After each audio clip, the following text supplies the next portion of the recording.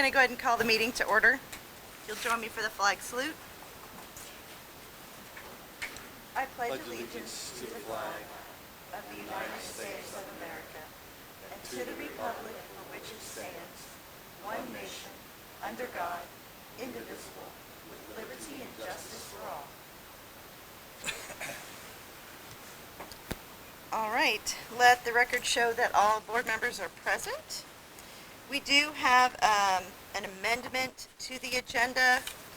Under the business agenda, item A1 should read school year 2022-2023, not 2023-2024.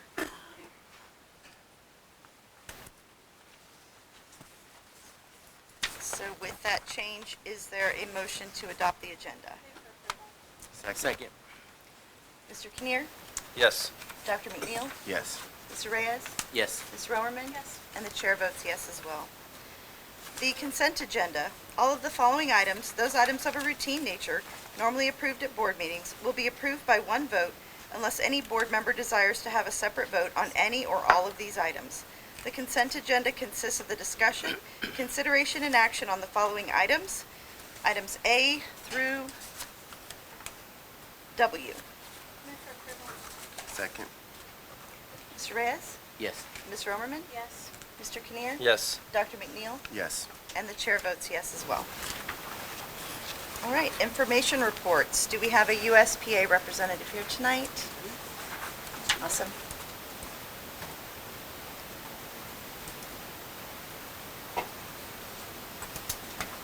Madam President, the board, Dr. Hartson. USPA is still growing in numbers. We have been pushing a huge campaign to add members, and we are at the point where we're going to re-implement building reps, which is a huge push. In the last 10 years, we haven't seen those. So really looking forward to this. Thank you. Awesome. Thank you. All right, UCTA.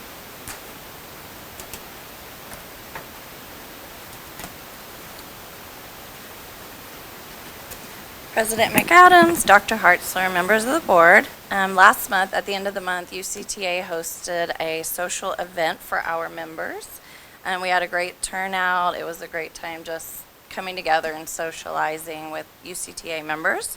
And we're currently planning another one for the spring, just trying to get teachers together, let them talk and vent and all the things teachers do.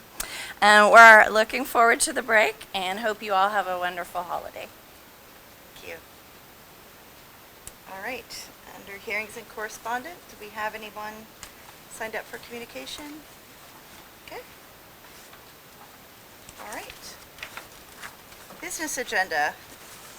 Presentation of the 2022-2023 annual audit report by RSM US LLP and consider and take action on the 2022-2023 audit report. Dr. Williams. Thank you, Madam President. Good evening, members of the board and Dr. Hartzler. This evening we actually have two reports to present to the board. The first being the ACFR, which is of course the very long report. The second being the compliance report. I'd like to make a couple of comments on the reports before I ask Mr. Robledo to address the board. First of all, there were a number of significant changes that took place during FY 22-23. I won't go through the report exhaustively, but I would like to hit some of the high points that are pretty significant to the financial statements. Looking on page 31, page 31 is what we call the summary of changes in net positions.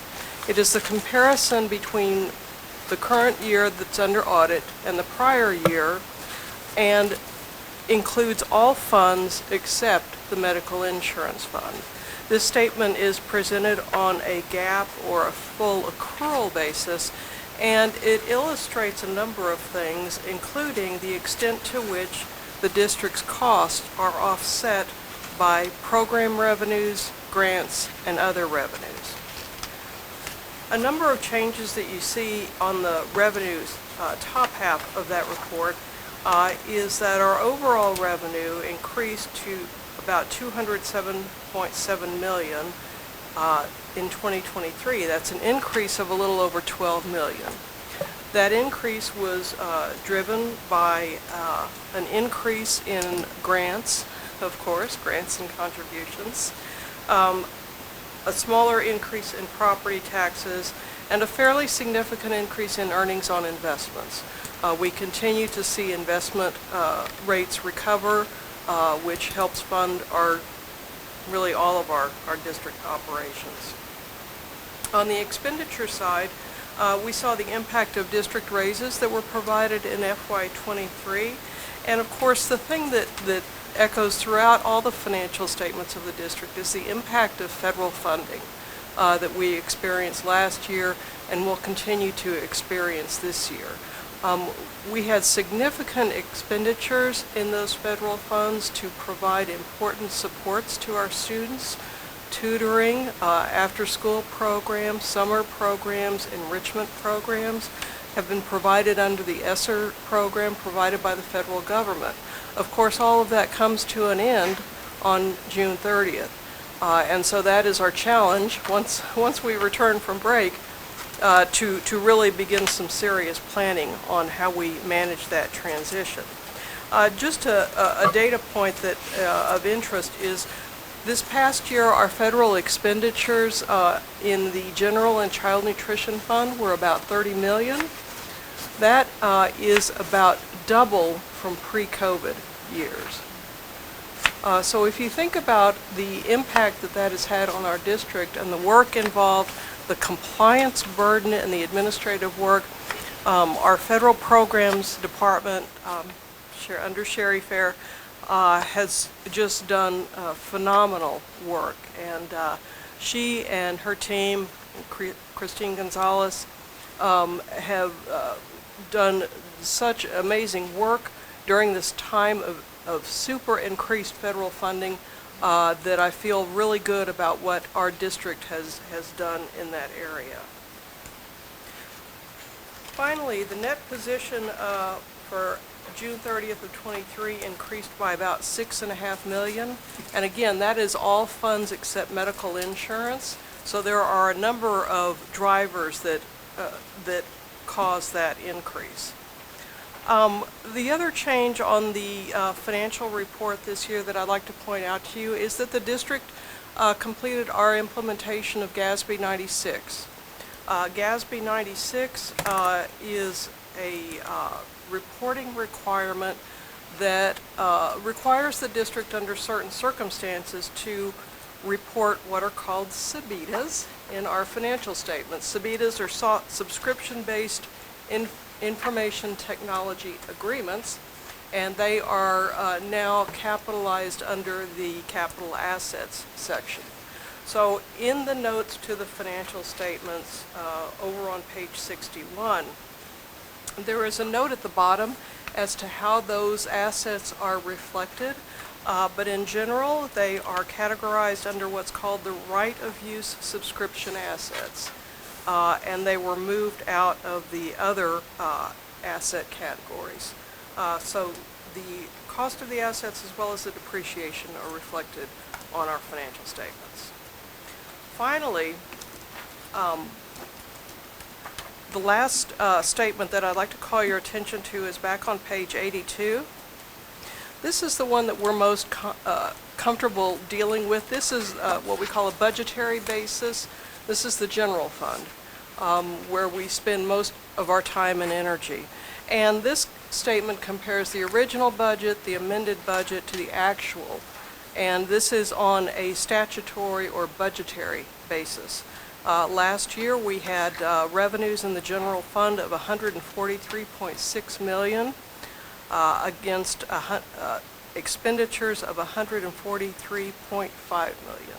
So a net increase of about $168,000 to the general fund balance, leaving us at the end of the year with a fund balance of $16.3 million, or about 11.35% of revenue.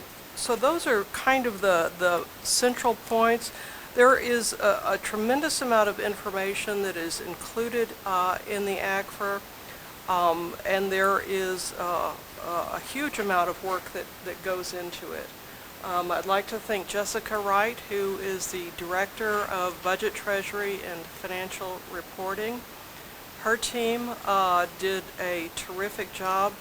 Also, Mr. Robledo with RSM, who is the Senior Director overseeing our audit. He and his team really did an excellent job this year.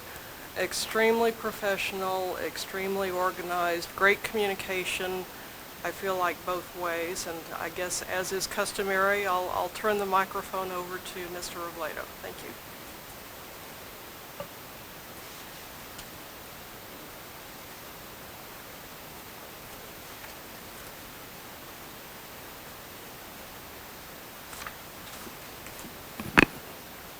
Thank you, Dr. Williams.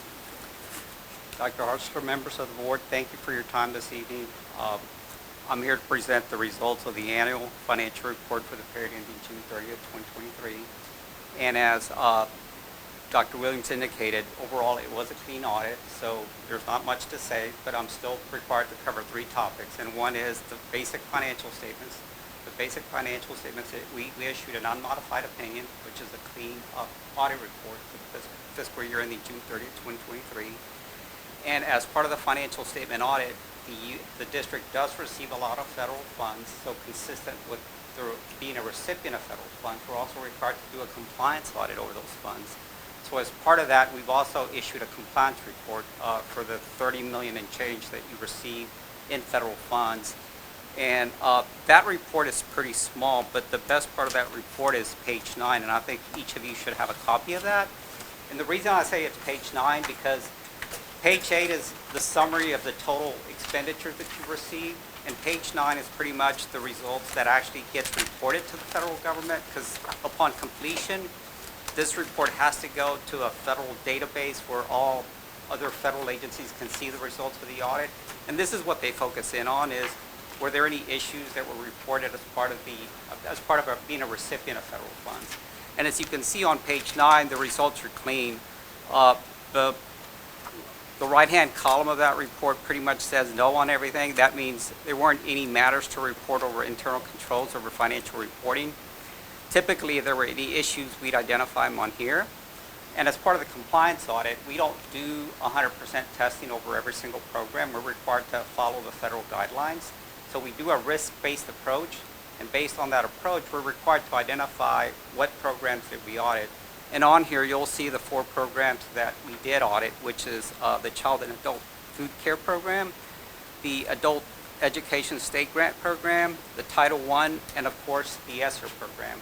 And some of these we don't have a choice, like ESSER. ESSER's been deemed high risk by the feds. So if you get it 3-4 years in a row, we're required to look at it every single year, just because of the fact that they've deemed it high risk. So this is a key page, but as indicated, it was a clean compliance audit that we've issued, and that will get reported to the federal clearinghouse within the next 30 days. And the final phase of the audit that we're required to report to the board, or the oversight governing board, is the overall conduct of the audit. And again, I'm happy to report that there's not much to report there, other than the fact that we had no audit adjustments, no past audit adjustments. In terms of issues that we've encountered, no issues. The overall plan, scope, and timing was executed as planned. That's always good. That means there were no humps or issues encountered along the way. In terms of the financial statement audit itself, we are required to call out significant estimates that are made within the financial statements. And I'm not going to cover each one. We've outlined them in the required communication, but I will mention the net pension liability. That is a huge estimate. I mean, it's in excess of $100 million for this past year. But again, it's a cost-sharing plan, which means the Oklahoma Teachers Retirement System does a lot of the legwork that needs to be done to derive that liability, but management must incorporate the end product. So the district itself doesn't have a lot of control, other than the fact that they must incorporate the results. So that is a huge estimate that we did subject to additional procedures. Of course, that involves a lot of actuarial work, so we, as part of the audit team, we can't do it ourselves. So we bring in our own actuaries to look at those demographic and economic assumptions to ensure that they're in line with what in the industry overall for a school district your size. The last thing is shared responsibilities for independence. As part of the financial statement audit, we are required to maintain our independence, and we do have systems in place to ensure that we as employees are independent of the district itself. And that's a shared responsibility. What I mean by that is the district is also responsible for notifying the audit team of any issues that may develop. I've only encountered one where the audit team member was auditing a relative's work, and of course we have to make changes there. But again, it's a two-way street. In terms of I lost my thought there.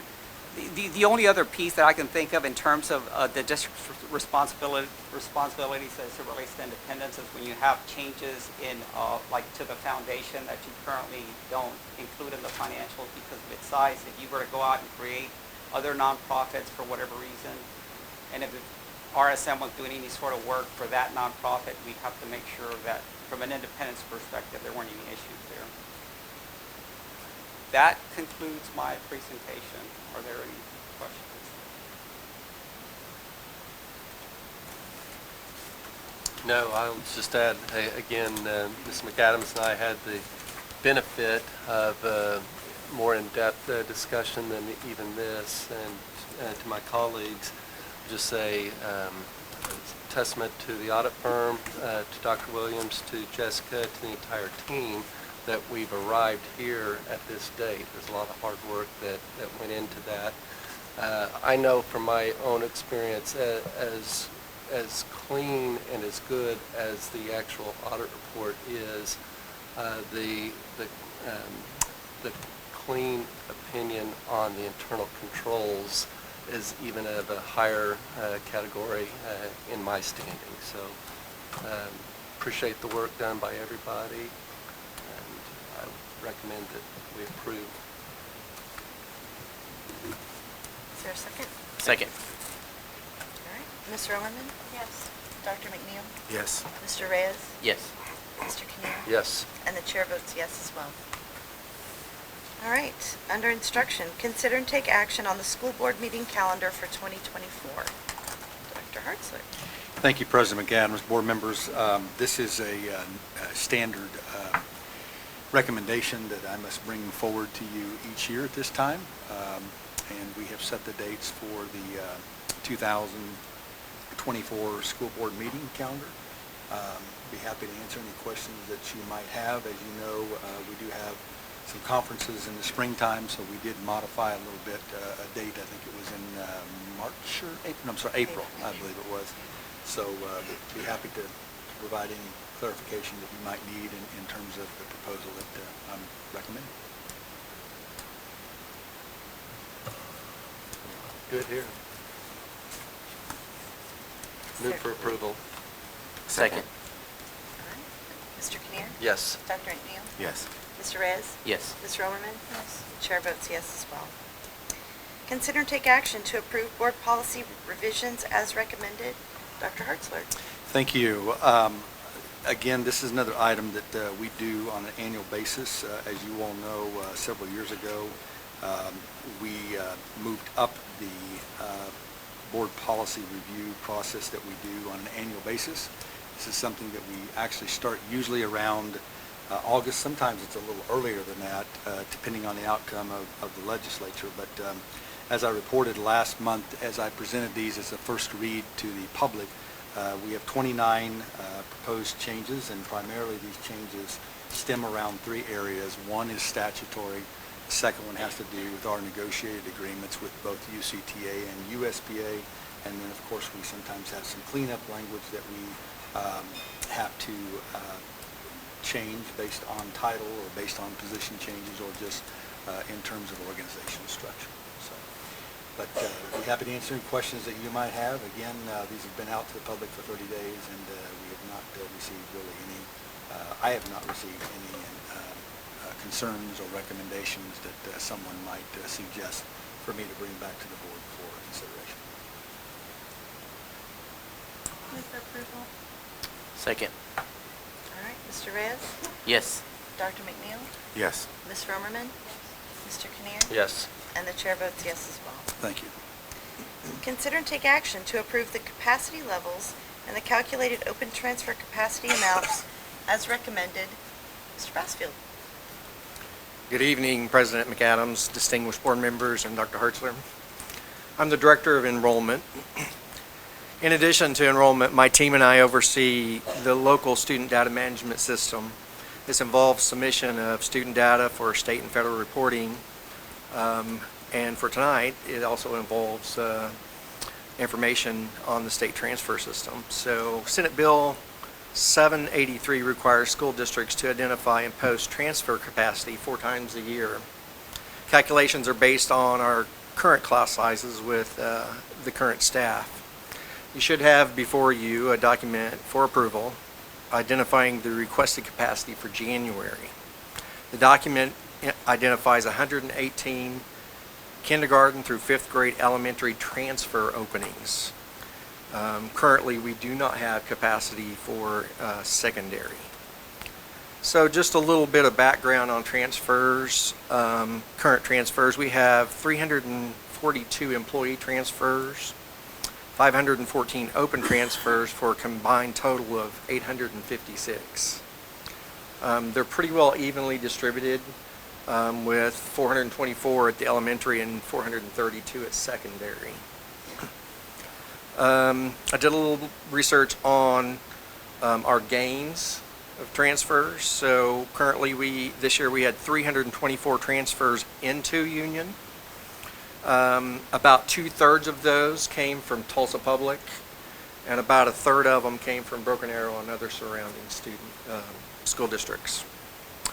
182 were elementary and 142 are secondary students. So those are the incoming.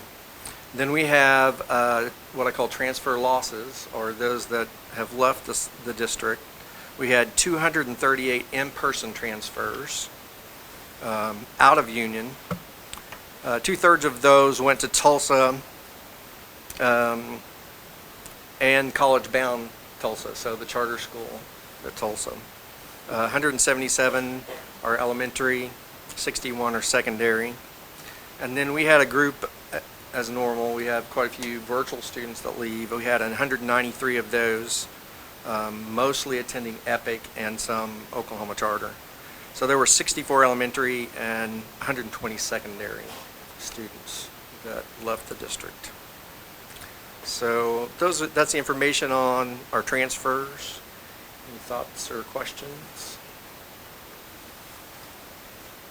I always have lots of thoughts and questions on this. I understand the report, and I'm not going to take any exception to the report whatsoever. I do get concerned that it binds us, and I don't think that's the case, that this is a reporting as of today, but I don't necessarily, and correct me if I'm wrong, we're not necessarily bound to this. It is my understanding it's a report in time, it's general, but it can always be revisited and reconsidered for Absolutely. actual transfers. Move to approve. Second. All right, Mr. Kinnear? Yes. Ms. Romerman? Yes. Mr. Reyes? Yes. Dr. McNeil? Yes. And the chair votes yes as well. Thank you. Thank you. Consider and take action on the 2023-2024 Early Retirement Incentive ERI program for certified administrative and support employees. Ms. Philibring. Thank you, President McAdams, Dr. Hartzler, members of the board. I am pleased to bring you the 2023-24 ERI recommendations. We have 5 certified staff, 4 support staff, and 7 administrators on the list this year. Of course, all the people on the list, if it's approved tonight, do have 45 days to reconsider their position. And then after that, once they do sign their contract for ERI, they do have an additional 7 days with which to revoke that still.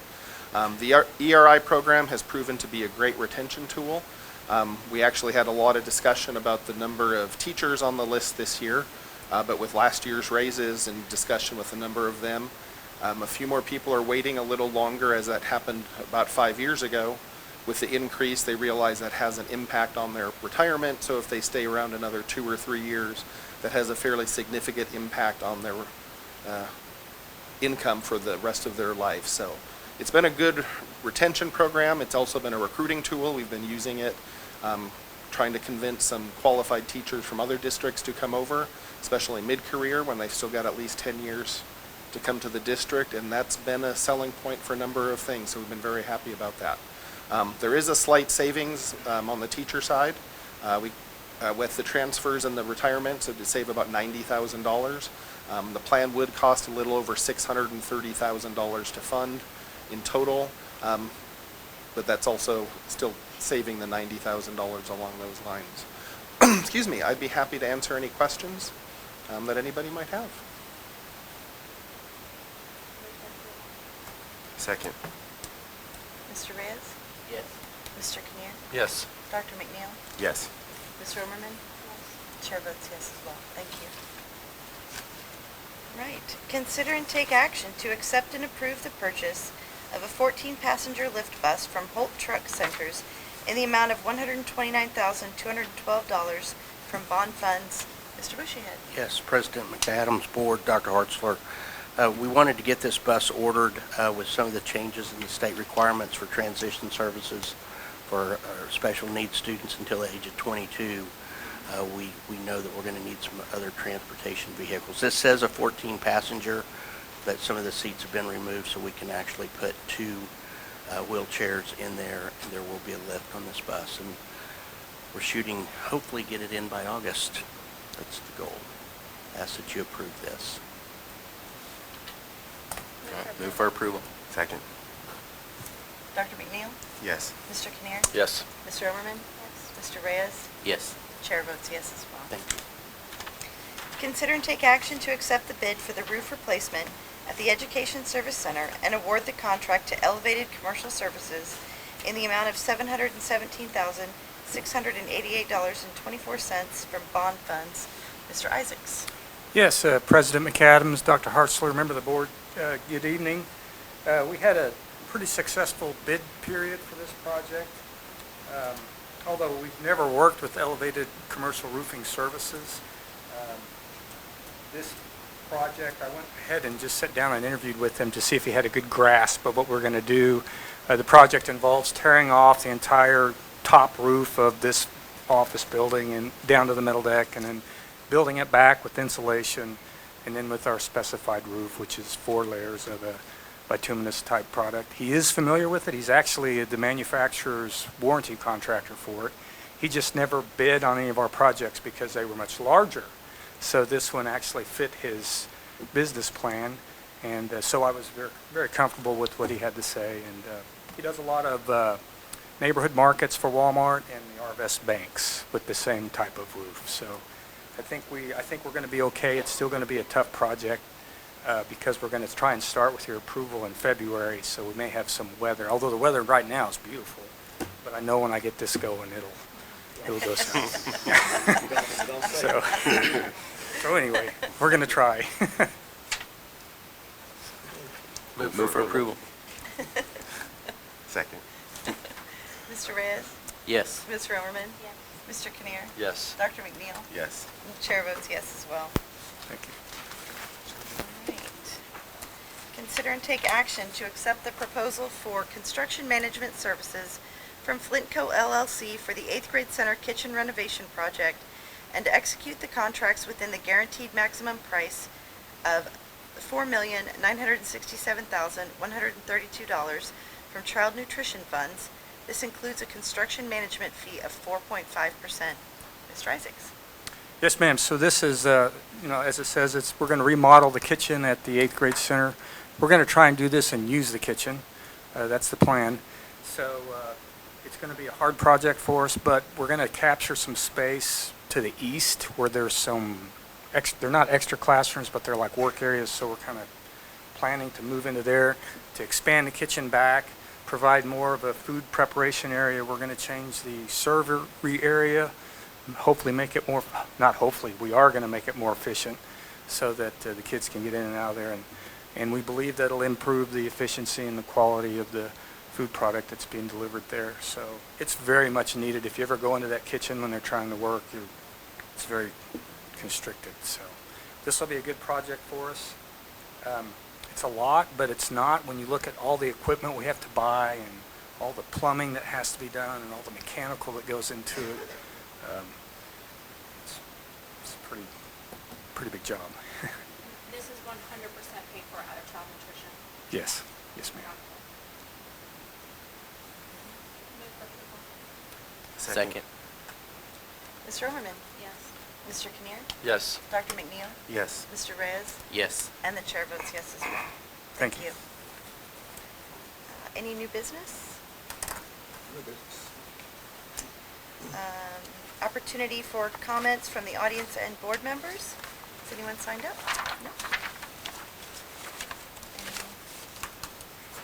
Anyone have anything?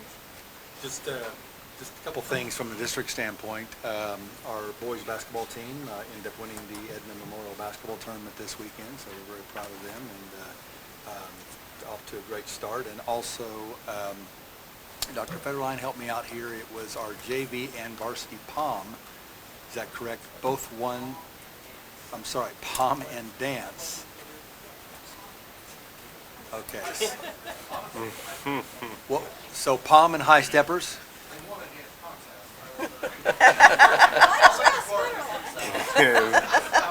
Because I did not see Emily or Sutton back there, and I always like seeing Sutton, and there is Sutton, so hi Sutton. Anyway, congratulations to all those teams for their championship performance. So. All right. Is there a motion to adjourn? Second. All right. Mr. Kinnear? Yes. Dr. McNeil? Yes. Mr. Overman? Yes. Mr. Reyes? Yes. Chair votes yes as well. We're adjourned.